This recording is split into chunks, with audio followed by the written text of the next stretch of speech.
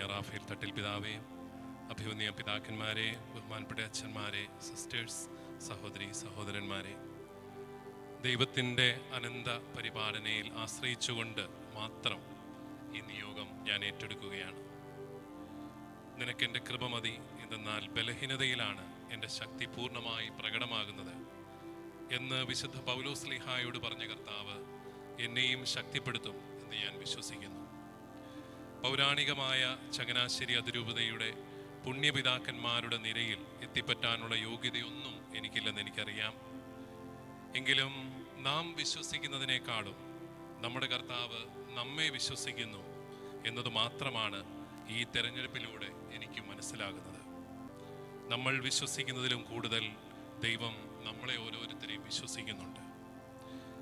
വിശുദ്ധ പൗലോസ്ലീഹ തിമോഥെയോസിന് എഴുതിയ 1-ാം ലേഖനം 1-ാം അധ്യായം 12-ാമത്തെ വാക്യത്തിൽ പറയുന്നുണ്ടല്ലോ, തൻ്റെ ശുശ്രൂഷയ്ക്കായി എന്നെ നിയമിച്ചുകൊണ്ട് അവൻ എന്നെ വിശ്വസ്തനായി കണക്കാക്കി. ദൈവവിളി, ഓരോ ദൈവവിളിയും ദൈവം നമ്മളെ വിശ്വസിക്കുന്നതിൻ്റെ അടയാളമാണെന്ന് തന്നെ ഞാൻ വിശ്വസിക്കുന്നു. ഈ അവസരത്തിൽ ഈ തെരഞ്ഞെടുപ്പ് അംഗീകരിച്ച് ആശീർവദിച്ച പരിശുദ്ധ പിതാവ് ഫ്രാൻസിസ് പാപ്പായോടുള്ള അഗൈതവുമായി കൃതജ്ഞത അറിയിക്കുന്നു. സിറോ മലബാർ സഭയുടെ തലവനും പിതാവുമായ അഭിവന്യ റാഫേൽ തട്ടിൽ പിതാവ് വലിയ വാത്സല്യത്തോടും സൗഹൃദത്തോടും കൂടി ഞങ്ങളെല്ലാം നയിക്കുകയാണ്.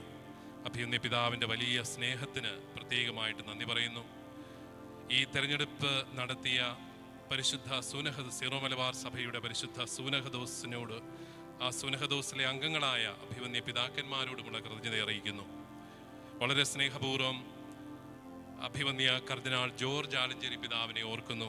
അദ്ദേഹത്തിൻ്റെ മാർഗനിർദ്ദേശങ്ങൾ എന്നും ഞങ്ങൾക്കെല്ലാവർക്കും ഒരു വഴിവിളക്കായിരുന്നു. അഭിവന്യ ജോസഫ് പെരുന്തോട്ടം പിതാവ് 17 വർഷം ചങ്ങനാശ്ശേരി അതിരൂപതയുടെ മെത്രാപ്പോലിത്തയായും 5 വർഷം സഹായമെത്തനായും 22 വർഷം സുദീർഘമായ കാലയളവ് ചങ്ങനാശ്ശേരി അതിരൂപതയെ പുതിയ ഒരു കാലഘട്ടത്തിലേക്ക്, വളർച്ചയുടെ കാലഘട്ടത്തിലേക്ക് അദ്ദേഹം നയിച്ചു. അഭിവന്യ പിതാവിന് സ്നേഹപൂർവ്വം നന്ദി പറയുന്നു.